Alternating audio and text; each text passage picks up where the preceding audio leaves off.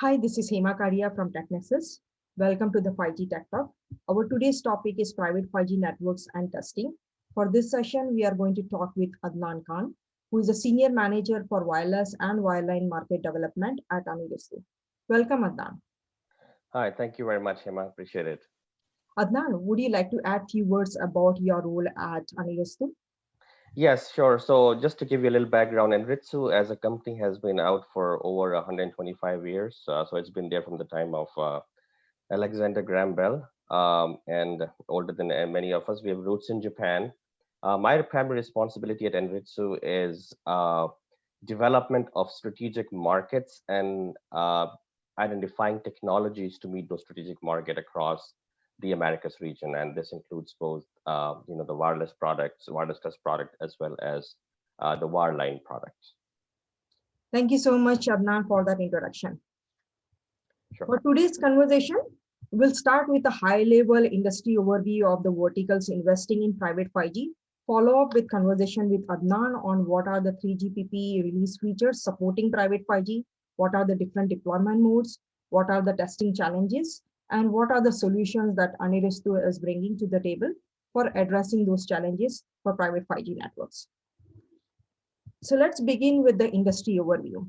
So TeckNexus did recently a thorough analysis of the private 5G enterprise use cases globally, as well as the spectrum winners for the mid-band and high-band frequencies. What we discovered is manufacturing is a key sector where we see a good amount of traction, both ongoing trials as well as ongoing deployments from the enterprise perspective. Within manufacturing, the automotive manufacturing, the specialty chemicals manufacturing, and the industrial appliance manufacturing are the key sectors that are investing or deploying private 5G networks. If you purely look from the global private 5G enterprise use case perspective, then again, its manufacturing is a top vertical, followed by transportation. Within transportation, the two key verticals are airports and the seaports. And the key drivers for both these sectors, one is the increased security, the second one being guaranteed quality of service or guaranteed SLAs, and third being how they can bring efficiency to their day-to-day operations. If we move on and look purely from who are the spectrum winners globally, whether it is in Europe, whether it is in APAC or in North America, if we focus from a CBRS spectrum recently, then the key vertical after manufacturing is the energy and utility sectors. Again, the key drivers for this sector are three key drivers being one, security, the second being the quality of service, similar to transportation, and third being real-time monitoring to support the predictive maintenance. So that's a high-level overview of how we see the industries investing in the private 5G networks. So moving on, Adnan, if we look from a 3GPP release perspective, what are the key features that would help us enable the private 5G networks? Sure, absolutely. So to provide a quick background of 3GPP, we have it was primarily divided into phase 1 and phase 2. Phase 1 being release 15, which got frozen. When I say frozen, I mean all the core features that were supposed to be part of it, and the main use case was the enhanced mobile broadband. That got frozen sometime in June 2019, and roughly a year from that, this year in July of 2020, we had the release 16 that got frozen, and then now the release 17 work is going on, right? So if you look at it with respect to the fact that the release 15 was all enhanced mobile broadband, and it was a matter of just getting high throughput out, and not much attention was paid to optimization of the networks. What are the other use cases that we could use that 5G as an underlying technology? And that is beginning to happen in release 16. So there is a lot of work happening with respect to how can we optimize the devices, how can we optimize the networks, and what are the key use cases which can use the underlying features and technologies that are built into 5G. 5G being a lot different than 4G. As you rightly talked about earlier on, there are a lot of security concerns that are better with 5G. There is a lot of latency concerns that were there in 4G, but that would be basically subdued with respect to having it in 5G. And there is a lot of discussion with respect to the fact that you can get a much higher throughput, and you can also use features like network slicing, for instance, right, whereby you can dedicate certain segment of your network across your core network as well as your access network to be able to meet the demands of basically of the industry that are evolving, right? So as you see in release 16, release 15, 5G came on board, it's going to get adopted. Release 16 is, now when the technology is adopted, the use cases will drive the technology, right? So there'll be different sort of use cases. And key thing you can look at is the NR and the unlicensed band, for instance. That is something similar we had in 4G, whereby we had LTE, license assisted access, but that was primarily on the downlink. But now we have NR, and you have much wider bandwidth, so you can have standalone without any sort of an LTE anchor in the NR unlicensed band. So that is mainly from the feature perspective. Uh, but if you look at it from a technology perspective, also there is a lot of items that are there in 5G that pretty much were not there in 4G. Like basically, if you look at it, the physical layer of 5G, and it's much more enhanced. It reduces the amount of link latency that's there between the physical layer. As you go onto the MAC layer, the RLC layer, the PDCP layer, and then there's a new layer called STAP, which is Service Data Application Protocol, right? So that's some items like that. Then numerology, right? Numerology is pretty much being able to transfer things much quicker. You can have a flexible, basically subcarrier spacing. So in LTE, you had a fixed 15 kilohertz subcarrier spacing. In case of 5G, you have FR1, FR2 that goes all the way up to a 240 kilohertz. So as you increase this subcarrier spacing, you have a lower short time to interval, so you can send things really quick in short bursts. So that does reduce the battery life, and you can get much smaller latency, all the way when we're talking about sub-millisecond latency. So for those are some of the features, as well as the reliability portion of it, and using different kind of coding techniques, like LDPC is one of the coding technique that has been used, like low density parity coding, that has been used to provide ultra reliability, whereby you don't have to retransmit a complete block. In case of LTE, say you send a packet, if the packet gets lost, you have to transmit the entire symbol, entire slot in there. In this case, in case of LDPC, you don't really have to transfer. You just only transfer the block, the fraction of the block that has been lost. Got it. So Anand, if we move on, we know that there are three key deployment modes for private 5G. One being the public 5G, and as you mentioned, the network slicing will be the key capability that we'll be leveraging for segmenting the various use cases. And the other two being, of course, the private 5G and the combination of public 5G and hybrid 5G. So would you spend a few minutes in helping us understand what are the key capabilities of each of the deployment mode, and what are the pros and cons as it relates to the private 5G networks?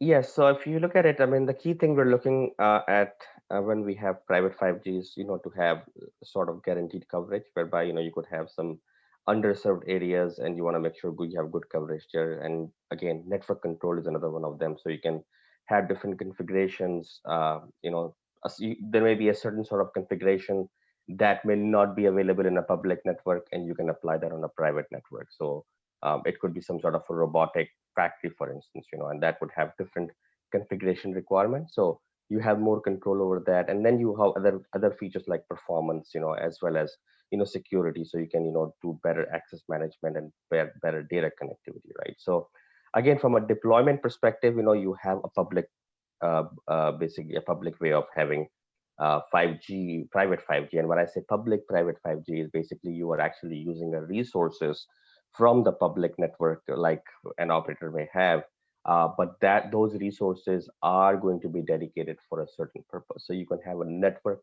slice, for instance, taken from a public network, and dedicate that slice, so you have some guaranteed quality of service, guaranteed coverage, sort of a basically guaranteed network control. But you're using the public resources to meet the demand of a certain use case or a certain segment, like a factory, as I said, like Industry 4.0. So that's one deployment mode you're using, or all public resources, right? So, and then the other one, and other one is going to be mainly you have some sort of an island deployment, An island deployment will be something, that it's very private. Uh, Unlike a public network, your private 5G would be configured to the specific need of that location, and those specific need can vary from place to place, and what the company requirements are, what the scalability requirements are. So those are kind of divided into two different phases. You can have a private 5G that is a complete island by itself, and that island meaning that it has its own core network, it has its own access network, it has its own spectrum. It could be using the mid-band spectrum that you're talking about, uh, or it could be using some sort of an unlicensed spectrum, like we talked about the feature, the NRN unlicensed band, right? So but it's completely isolated from any sort of macro network, right? And there will be no kind of mobility, everything will be intact. And the other form, like a hybrid form of it, whereby you do have this private network, but that private network has some sort of mobility with the macro network. So you could have some sort of a roaming agreement between a private network and a macro network. And examples, people walking into the factory, and as they move out, they could use the same sort of devices with the same sort of sim credentials that were there in the micro private networks, going on and transitioning into the macro networks, right? So those are some of the thing. I think when you have a complete island sort of private network, it gives you more control. You have less risk of intrusion.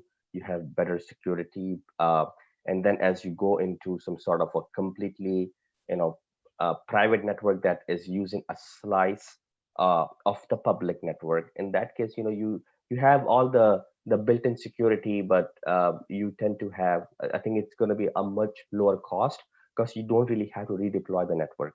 The network is already there. You just have to dedicate a certain slice of that network for a certain purpose. So it's a lower cost to go with some sort of a network slicing way of of a private network, right? And then the hybrid, it comes, it's going to be more expensive. However, it could be less expensive than having a complete island sort of private network, right? In this case, as I said, you can reuse a lot of the core network. So you don't really have to deploy a core network. You could use the credentials that are there on the operator's core network for, say, access management, for instance, right? So the way I would envision it, completely island private network, it's more cost intensive.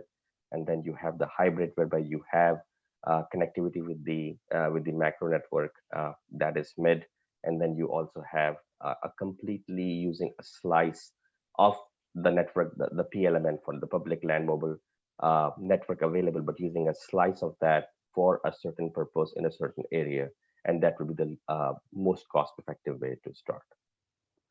Thanks, Adnan. Sure. Adnan, if you're moving on, considering the complex deployments across all these three deployment modes that you mentioned, what would be the key testing challenges or the considerations, and also how Anritsu solutions are addressing those testing challenges? Sure. So the testing challenges have pretty much begun from the time we had 5G started, right? About 2.5 years ago or so. And the key challenges that we see over here are both on the network side as well as on the device side, right? You 5G introduced us to millimeter wave, which is having bandwidth in excess of 1 gigahertz. Whereby when you were in LTE, you were looking at maximum bandwidth. A bandwidth size would be a 20 megahertz channel, right? And now you can have channels of 100 megahertz, and then they can be connected together, carrier aggregated, Mhm. using dual connectivity as well, using multiple resources. So it becomes complex, whereby the device and the network both have to support multiple ranges of frequencies, the wide bandwidth, shorter bandwidth, different subcarrier spacing, and then different deployment modes, right? So uh, the key challenges again is, first of all, how do you develop such devices? And once you have developed such devices, you want to make sure that those devices are performing well. And how do you ensure that the performance of the device or the network meets your requirements, meet the standards? And first, the KPIs have to be properly defined. And once those are defined, we need to have better ways of testing. And now, this is a very cost intensive market. As you expand into 5G and you have to cater into millimeter wave whereby you cannot really see the antennas on the device. They're pretty much embedded into the chip. How do you connect to the device? But at the same time, you still have to test LTE. LTE is not going anywhere. You need to have interoperability with LTE as well as with 3G, right? So currently there are no handover supported with 3G. It's going to be you break the call and you make the call again. So we at Anritsu, we want to ensure that we have a system in place. We have our network emulators in place that can cater to multiple radio access technologies as well as multiple carrier aggregation performances, so we can aggregate more carriers with a similar, with a common platform versus having a multiple boxes to do that, or having multiple boxes to different radio access technologies. We try to ensure that everything is built into one single box, whether you're trying to do some sort of an RF performance testing, any sort of protocol testing. And one big part of it that's coming into 5Gs as more use cases involved is what we call application testing. How do you validate security on a application? How do you ensure the network is one place, but when you add the application on top of it, that application is performing according to the use cases that are determined by the user over there. So again, spectrum testing, make sure we supply different spectrums. We're able to cater to different deployment modes of non-standalone modes, standalone modes, dual connectivity, carrier aggregation, dual connectivity between NR and NR, be able to test latency at sub-millisecond level, as well as do OTA testing for millimeter wave, for instance, right? And be able to expand those millimeter wave testing, not only between 24 to 40, 3.5 gigahertz, but be able to go all the way up to higher frequencies. As you go into release 17, for instance, there are features that would require spectrum to be used over 52.6 gigahertz, around 70 gigahertz. So we're trying to come up with common solutions, and it's a lot of work to make sure that the solutions are robust and be able to cater to different needs. Absolutely. Adnan, do you want to continue with the solutions? Sure. So some of the solutions we have, as I said, Anritsu has been a company in place for over 125 years in the test and measurement market. And we do play a role in different segments, right? So we are not really at the tail end, but we try to make sure that we go through the different cycles of testing. And the reason behind that is, as you perfect one cycle of testing, a lot of these cycles are sequential. And as the technology matures, the cycles are tend to become more agnostic of each other. But in the beginning, if you are able to do well, for instance, in the chipset and R&D phase, and you have basically mastered it, you have worked with different chipset vendors, then there is a very high probability that the issues that could have been found have been eliminated, right? You have found all those issues, whether the issues could be on the test equipment side or it could be on the chipset side. So that's one area that we play into is the device chipset and R&D phase, right? And once the device chipset, you have the chipset, the features, for instance, you could have features like 8CA, 10CA on FR2, right? They have been brought up. Now, then it goes into the next phase whereby it's called acceptance testing, conformance testing, whereby you need to make sure devices or networks meet the requirements set by the specifications in 3GPP. So we participate in that. And then the next phase is production. So now, your technology has become commercialized. There's going to be more deployment of it. So we ensure that the devices that are getting manufactured are going through some series of testing to ensure that their RF performance and their protocol capabilities are meeting the needs of the end user, right? So we try to basically perform and align ourselves with the different phases of testing. And one of the product that we have right now that you're seeing here is the MT8000A that we see in the second column, which whereby it says 5G NR device protocol and RF test, and that is the platform I'm talking about that takes 5G testing to the next level. So that same platform would be used for R&D phase. The same platform would be the brains of the conformance system. That same platform would be used for production testing. So we know that by the time the testing has reached from the R&D phase to the production phase, that specific hardware and the software residing on that hardware has been tested to its full capability, as well as has been integrated with the different chipset vendors. As you know, in 5G, there are a lot more chipset vendors that were there in times of 4G. Got it.